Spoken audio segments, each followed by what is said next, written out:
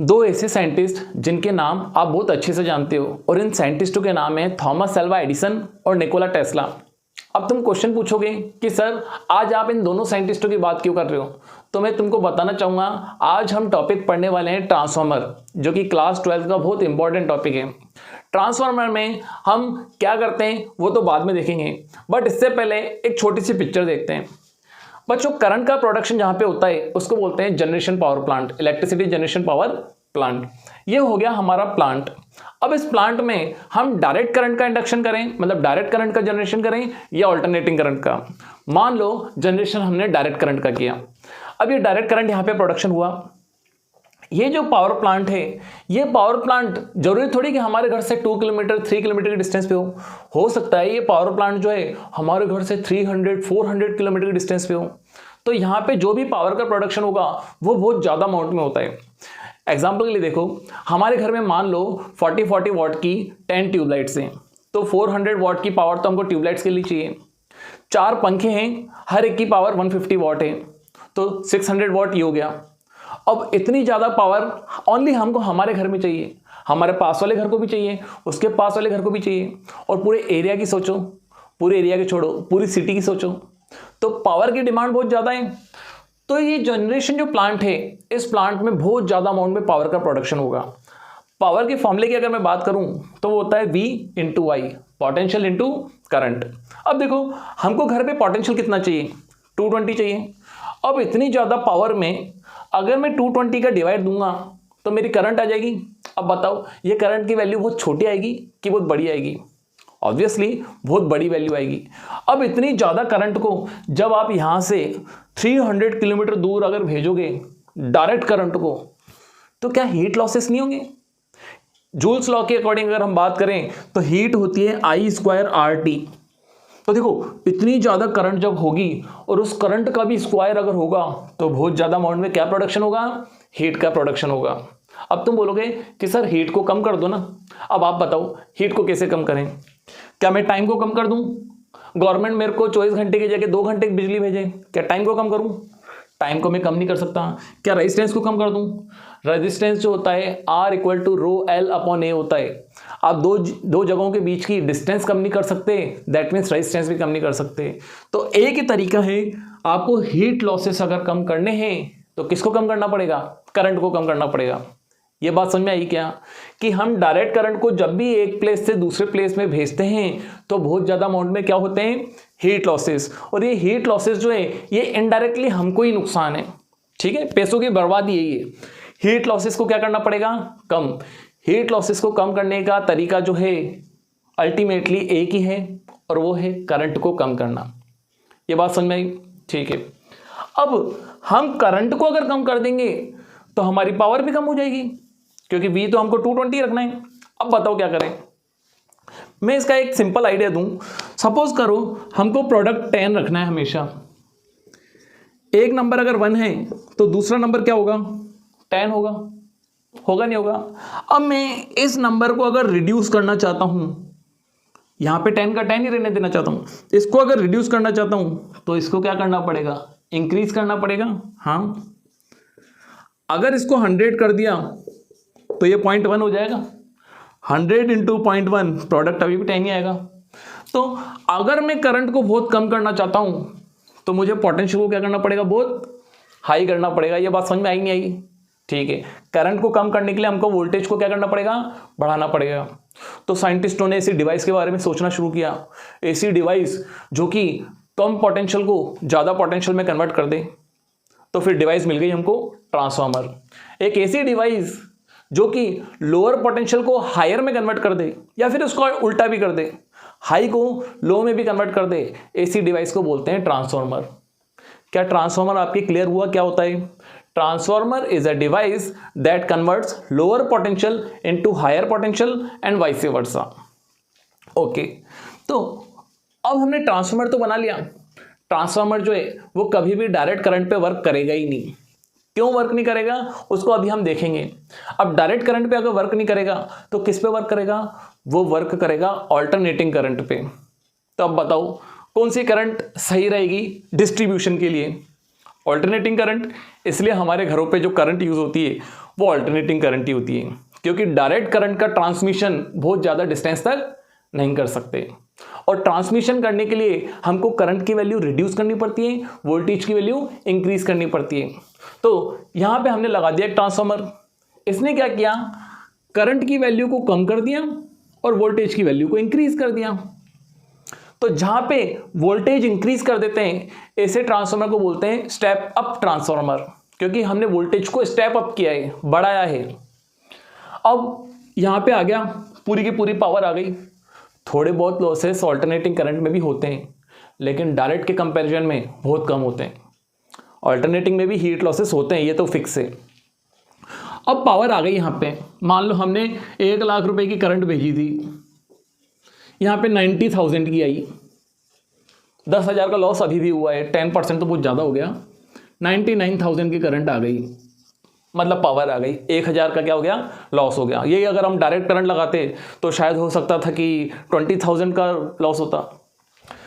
ये जो पावर आ गई, अब यहाँ पे पोटेंशियल बहुत ज़्यादा है। ये पोटेंशियल हो सकता है 11,000 वोल्ट हो, 33,000 वोल्ट हो, 66,000 वोल्ट हो, या फिर 1,32,000 वोल्ट हो। अब इतना ज़्यादा पोटेंशियल अगर हमारे घर पे भेज देंगे तो हमारे घर की सारी डिवाइस उड़ जाएगी।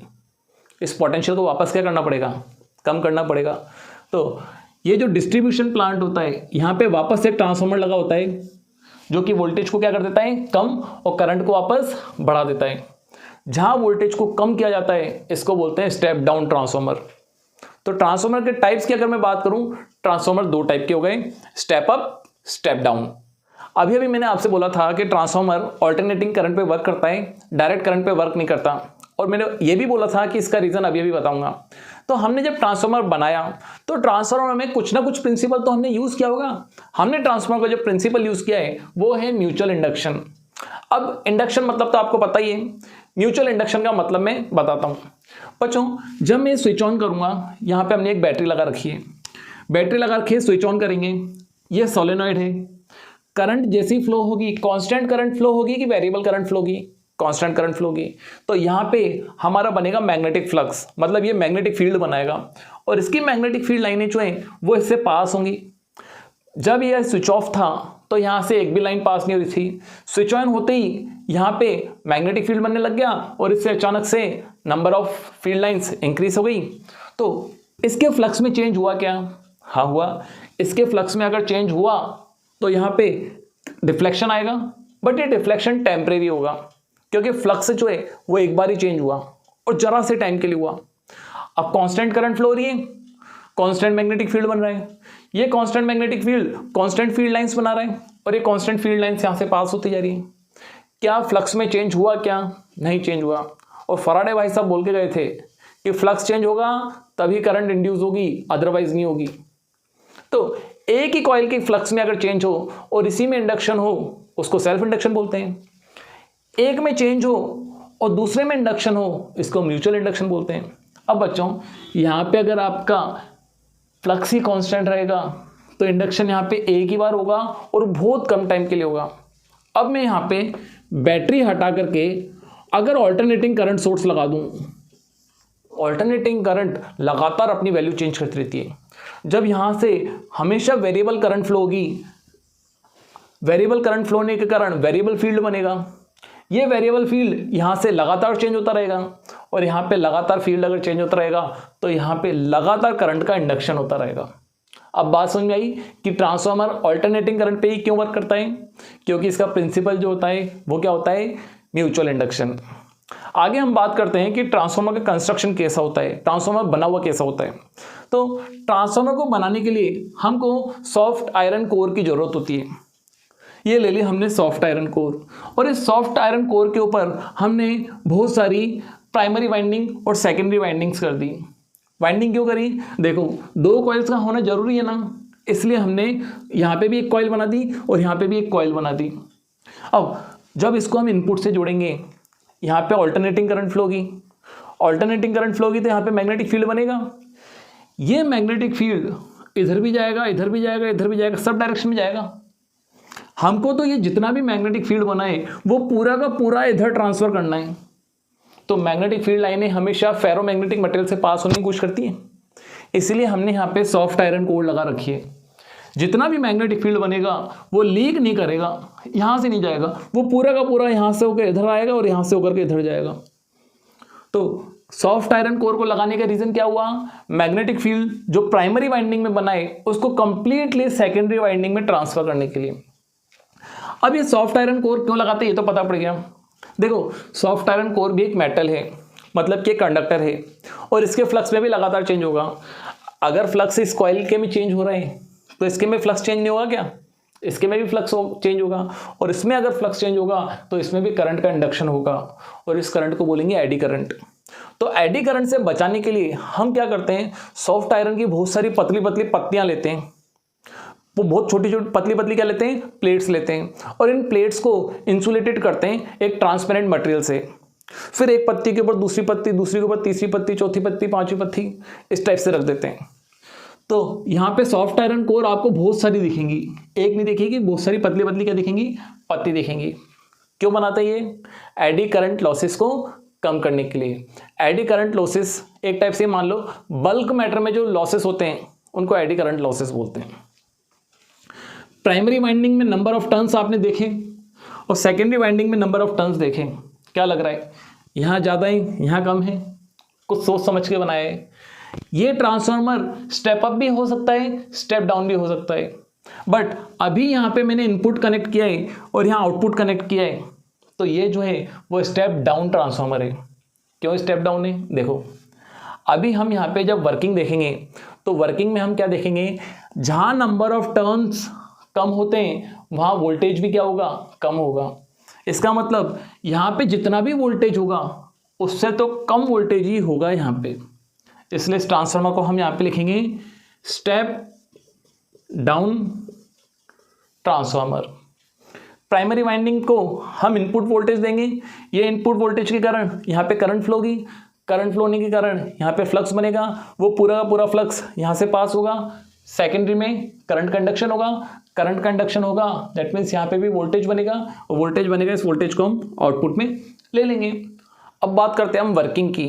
कहीं पे थोड़ा बहुत भी कंफ्यूजन हो तो कमेंट करके जरूर बताना। अब देखो जैसे ही हम यहाँ पे इनपुट देंगे, ये इनपुट वोल्टेज कुछ भी हो सकता है, ठीक है।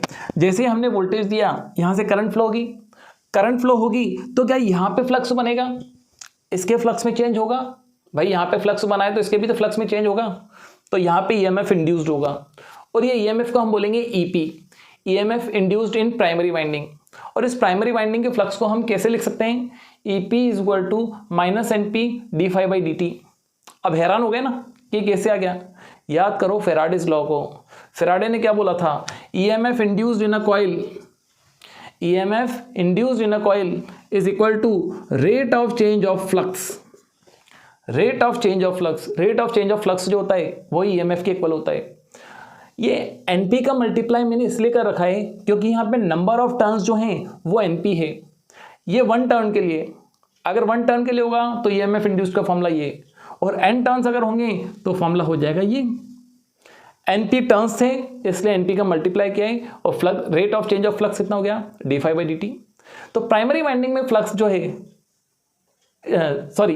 प्राइमरी वाइंडिंग में जो ईएमएफ इंड्यूस है वो हो गया EP, EP is equal to minus NP D phi by D T. यहाँ हम क्या करते हैं, एनपी को इसके डिवाइड में ले आते हैं, एनपी को जब डिवाइड में ले आएंगे तो क्या बचेगा, EP divide NP equal to minus D phi by D T. Equation 1 नाम दे दिया।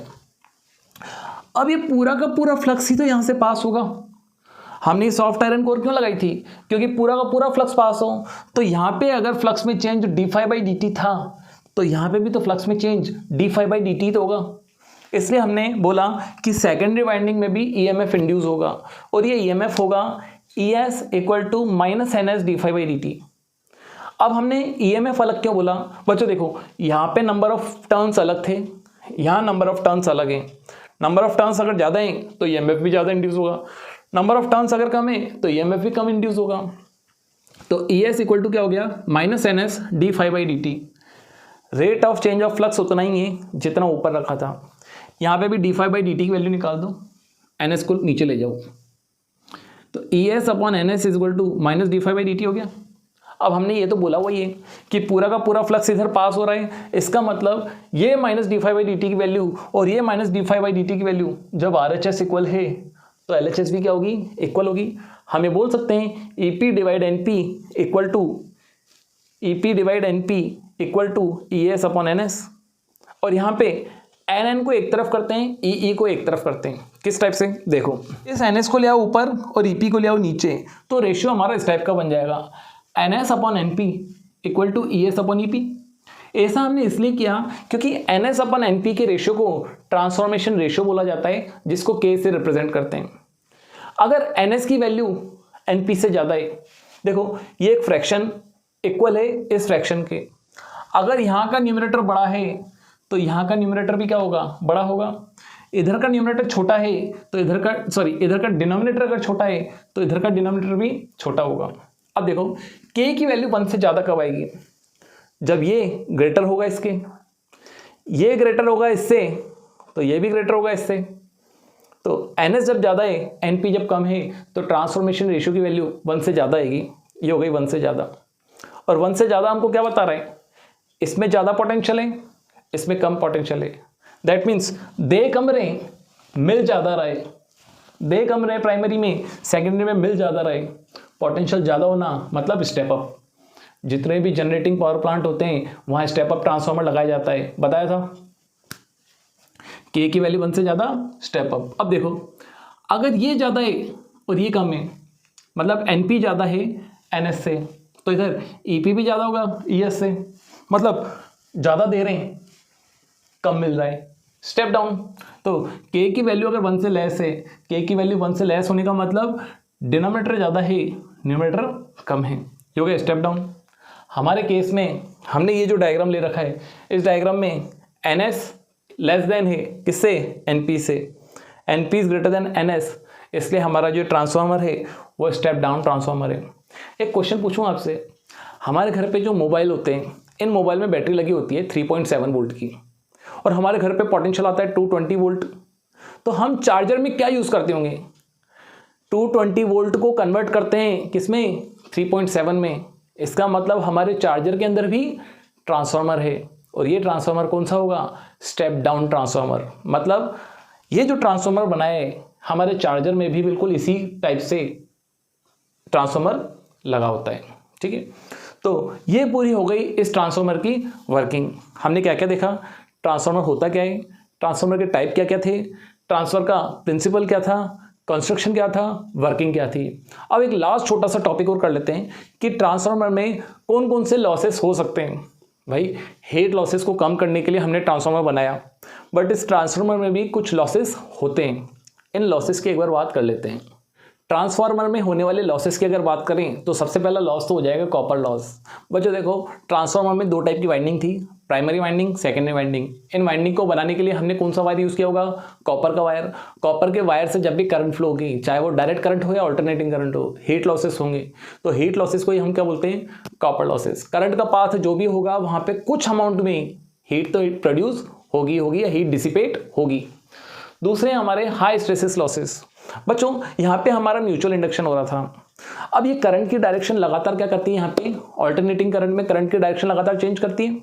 तो एक बार हमारा वो जो प्राइमरी कॉइल है ऊपर नॉर्थ पोल नीचे साउथ पोल बनता है पॉजिटिव साइकिल में, और नेगेटिव साइकिल में क्या हो जाता है, ये साउथ पोल और ये नॉर्थ पोल बनता है। मतलब हमारी ये जो कॉइल्स हैं बार बार मैग्नेटाइज होती हैं और डीमैग्नेटाइज भी होती हैं।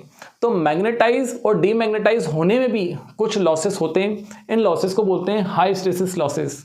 हाई स्ट्रेसेस लॉसेस हमारे टॉपिक में नहीं है, तो जब भी आपसे पूछ लिया जाए कि हाई स्ट्रेसेस लॉसेस क्या हैं, आपको एक ही चीज़ बोलनी है, बार बार मैग्नेटाइज एंड डीमैग्नेटाइज होने में जो एनर्जी लॉसेस होते हैं उनको हाई स्ट्रेसेस लॉसेस बोलते हैं। अगला है एडी करंट लॉसेस। मैंने आपको बताया था कि सॉफ्ट आयरन कोर का यूज़ करना पड़ता है क्योंकि पूरा का पूरा फ्लक्स यहाँ पे जो बन रहा है उसको इधर पास कराना है।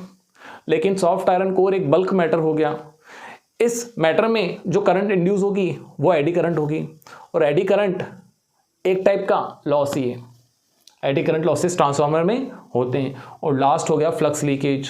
हमने सॉफ्ट आयरन कोर लगा तो दी, फिर भी कुछ फ्लक्स जो होता है वो लीक कर जाता है। लीक कर जाता है मतलब कि प्राइमरी कॉइल का जो फ्लक्स है वो कंप्लीटली सेकेंडरी कॉइल से पास नहीं होता है, थोड़ा बहुत क्या कर जाता है, लीक कर जाता है। इसको बोलते हैं फ्लक्स लीकेज लॉसेस। ये था आपका ट्रांसफार्मर। बच्चों एक एक टॉपिक को, भले ये टॉपिक हमने बहुत टाइम लेके किया है, लेकिन आपके माइंड में सब कुछ क्लियर होना चाहिए।